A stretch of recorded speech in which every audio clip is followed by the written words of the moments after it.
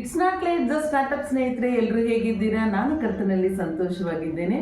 ಈ ದಿನದವರೆಗೂ ನೀವು ಬೈಬಲ್ನ ಓದ್ತಾ ಇಲ್ಲ ಅನ್ನೋದಾದರೆ ದಯವಿಟ್ಟು ನಮ್ಮ ಚಾನೆಲ್ನ ಸಬ್ಸ್ಕ್ರೈಬ್ ಮಾಡ್ಕೊಳ್ಳಿ. ಪ್ರತಿದಿನ ದೇವರ ವಾಕ್ಯ ನಿಮಗಾಗಿ ಅಪ್ಲೋಡ್ ಮಾಡಿರ್ತೇನೆ. ದಯವಿಟ್ಟು ನನ್ನ ಜೊತೆ ನೀವು ಕೂಡ ಓದಕ್ಕೆ ಬರದೇ ಇರೋರು ಅಥವಾ ಬೈಬಲ್ ಇಲ್ಲದೆ ಇರೋರು ನನ್ನ ಜೊತೆ ನೀವು ಕೂಡ ವಾಕ್ಯವನ್ನು ಧ್ಯಾನ ಮಾಡಿ. ಈ ದಿನ ನಾವು ಕೀರ್ತನೆಗಳು 119 ಓದಿ ಧ್ಯಾನ ಮಾಡುವಂತರಾಗೋಣ. ಕೀರ್ತನೆಗಳು 119 ಅನ್ನೋದು ಒಂದು ದೊಡ್ಡ ಭಾಗವಾಗಿರುತ್ತೆ. 176 ವಾಕ್ಯಗಳು ಅದರಲ್ಲಿದೆ. ಸೊ ಅದರಿಂದ ನಾವು ಪ್ರತಿದಿನ ಬಂದು ಒಂದು 30 ವಾಕ್ಯಗಳನ್ನು ನಾವು ಧ್ಯಾನ ಮಾಡುವಂತರಾಗಿರೋಣ. ಕೀರ್ತನೆಗಳು 119. ಯೆಹೋವನ ಧರ್ಮಶಾಸ್ತ್ರವನ್ನು ಅನುಸರಿಸಿ ಸದಾಚಾರಿಗಳಾಗಿ ನಡೆಯುವವರು ಧನ್ಯರು. ಆತನ ಕಟ್ಟಳೆಗಳನ್ನು ಕೈಕೊಂಡು ಸಂಪೂರ್ಣ ಮನಸ್ಸಿನಿಂದ ಆತನನ್ನು ಹುಡುಕುವವರು ಭಾಗ್ಯವಂತರು. ಅವರು ಆತನ ಮಾರ್ಗದಲ್ಲಿ ನಡೆಯುತ್ತಾರೆ, ಅನ್ಯಾಯ ಮಾಡುವುದೇ ಇಲ್ಲ. ನಿನ್ನ ನೇಮಗಳನ್ನು ಜಾಗರೂಕತೆಯಿಂದ ಕೈಕೊಂಡು ನಡೆಸಬೇಕೆಂದು ನೀನೇ ಆಜ್ಞಾಪಿಸಿರುತ್ತಿ. ನಿನ್ನ ನಿಬಂಧನೆಗಳನ್ನು ಕೈಕೊಳ್ಳುವುದರಲ್ಲಿ ನಾನು ಸ್ಥಿರ ಮನಸ್ಸು ಉಳ್ಳವನಾಗಿದ್ದರೆ ಒಳ್ಳೆಯದು.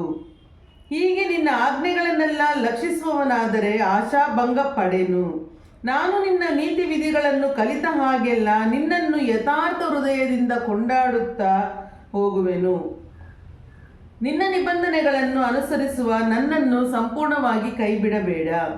ಯೌವನಸ್ಥನು ತನ್ನ ನಡತೆಯನ್ನು ಶುದ್ಧಪಡಿಸಿಕೊಳ್ಳುವುದು ಯಾವುದರಿಂದ? ನಿನ್ನ ವಾಕ್ಯವನ್ನು ಗಮನಿಸಿ ನಡೆಯುವುದರಿಂದಲೇ. ನಾನು ಪೂರ್ಣ ಮನಸ್ಸಿನಿಂದ ನಿನ್ನನ್ನು ಹುಡುಕುತ್ತೇನೆ. ನಿನ್ನ ಆಜ್ಞೆಗಳಿಗೆ ತಪ್ಪಿ ಹೋಗದಂತೆ ನನ್ನನ್ನು ಕಾಯಿ. ನಿನಗೆ ವಿರೋಧವಾಗಿ ಪಾಪ ಮಾಡದಂತೆ ನಿನ್ನ ನುಡಿಗಳನ್ನು ನನ್ನ ಹೃದಯದಲ್ಲಿಟ್ಟುಕೊಂಡಿದ್ದೇನೆ. ಸ್ತುತಿಪಾತ್ರನಾದ ಯೆಹೋವನೇ, ನಿನ್ನ ನಿಬಂಧನೆಗಳನ್ನು ನನಗೆ ಕಲಿಸು. ನನ್ನ ತುಟಿಗಳು ನಿನ್ನ ವಿಧಿವಚನಗಳನ್ನೆಲ್ಲ ವರ್ಣಿಸುತ್ತವೆ. ನನ್ನ ತುಟಿಗಳು ನಿನ್ನ ವಿಧಿವಚನಗಳನ್ನೆಲ್ಲ ವರ್ಣಿಸುತ್ತವೆ.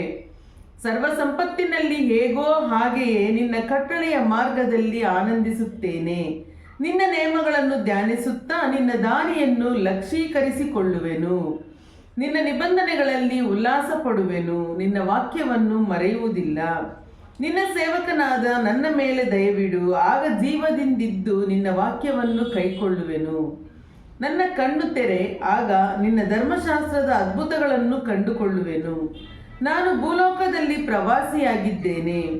ನಿನ್ನ ಆಜ್ಞೆಗಳನ್ನು ನನಗೆ ಮರೆ ಮಾಡಬೇಡ. ಯಾವಾಗಲೂ ನಿನ್ನ ವಿಧಿಗಳನ್ನೇ ಹಂಬಲಿಸುತ್ತಿರುವ ನನ್ನ ಪ್ರಾಣವು ಜಜ್ಜಿ ಹೋಗಿದೆ. ನೀನು ಗರ್ವಿಷ್ಠರನ್ನು ಗದರಿಸುತ್ತಿ. ನಿನ್ನ ಆಜ್ಞೆಗಳನ್ನು ಮೀರಿದವರು ಶಾಪಗ್ರಸ್ತರು. ನಿನ್ನ ಕಟ್ಟಳೆಗಳನ್ನು ಕೈಕೊಂಡವನಾದ ನನಗಿರುವ ನಿಂದಾಪಮಾನಗಳನ್ನು ತೊಲಗಿಸು. ಪ್ರಭುಗಳು ಕೂತುಕೊಂಡು ನನಗೆ ವಿರೋಧವಾಗಿ ಒಳಸಂಚು ಮಾಡಿದರೂ ನಿನ್ನ ಸೇವಕನು ನಿನ್ನ ನಿಬಂಧನೆಗಳನ್ನೇ ಧ್ಯಾನಿಸುತ್ತಿರುವನು. ನಿನ್ನ ಕಟ್ಟಳೆಗಳು ನನ್ನ ಆನಂದವು, ಅವೇ ನನ್ನ ಮಂತ್ರಾಲೋಚಕರು.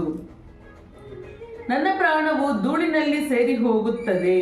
ನಿನ್ನ ವಾಗ್ದಾನಕ್ಕನುಸಾರವಾಗಿ ನನ್ನನ್ನು ಉಜ್ಜೀವಿಸ ಮಾಡು. ನನ್ನ ಯಾತ್ರಾನುಭವವನ್ನು ನಿನಗೆ ಹೇಳಿಕೊಂಡಾಗ ನನಗೆ ಸದುತ್ತರವನ್ನು ದಯಪಾಲಿಸಿದಿ.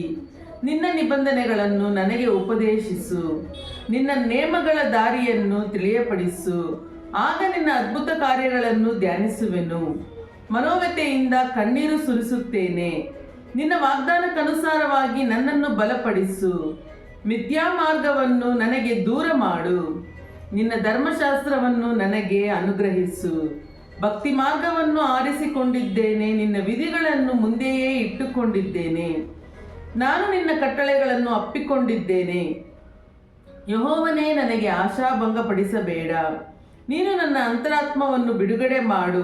ಆಗ ಆಸಕ್ತಿಯಿಂದ ನಿನ್ನ ಆಜ್ಞಾ ಮಾರ್ಗವನ್ನು ಅನುಸರಿಸುವೆನು. ಹಲ್ಲೆಲೂಯಾ. ದೇವರ ಪರಿಶುದ್ಧ ನಾಮಕ್ಕೆ ಸ್ತೋತ್ರವಾಗಲಿ. ಕೀರ್ತನೆಗಳು ಇವಾಗ ನಾವು 119ರಲ್ಲಿ 32 ವಾಕ್ಯವನ್ನು ಓದಿ ಧ್ಯಾನ ಮಾಡಿದ್ದೇವೆ. ಪ್ರತಿದಿನ ನಾವು 30 ಅಥವಾ 32, 35 ಆ ರೀತಿಯಾಗಿ ವಾಕ್ಯಗಳನ್ನು ಓದಿ ಧ್ಯಾನ ಮಾಡುವಂತರಾಗೋಣ. ಯಾವುದೇ ದೇವರೇ ಕಾರ್ಯವನ್ನು ನಾವು ಮೊದಲಿಗೆ ಮಾಡಬೇಕು ಅಂತ ಹೇಳಿದ್ರೆ ಸುಮಾರು ಅಡೆತಡೆಗಳು ಇರುತ್ತೆ. ಆ ಅಡೆತಡೆಗಳನ್ನ ದಾಟಿ ನಾವು ಬಂದು ದೇವರಿಗಾಗಿ ಒಂದು ಕಾರ್ಯವನ್ನು ಮಾಡಬೇಕಾದ್ರೆ ಅದರಲ್ಲಿ ಖಂಡಿತ ದೇವರು ಬಂದು ನಮಗೆ ಜಯವನ್ನು ಕೊಡ್ತಾರೆ. ಸೊ ಯಾವುದೇ ತಡೆ ಆಯಿತು, ಇದು ಬೇಡ ನಾವು ಮಾಡೋದು ಅಂತ ಹೇಳಿ ಅಂದ್ಕೊಳ್ಳೇಬೇಡಿ. ದೇವರ ಚಿತ್ತದ ಅನುಸಾರವಾಗಿ ನಿಮ್ಮನ್ನು ನಡೆಸ್ತಾರೆ.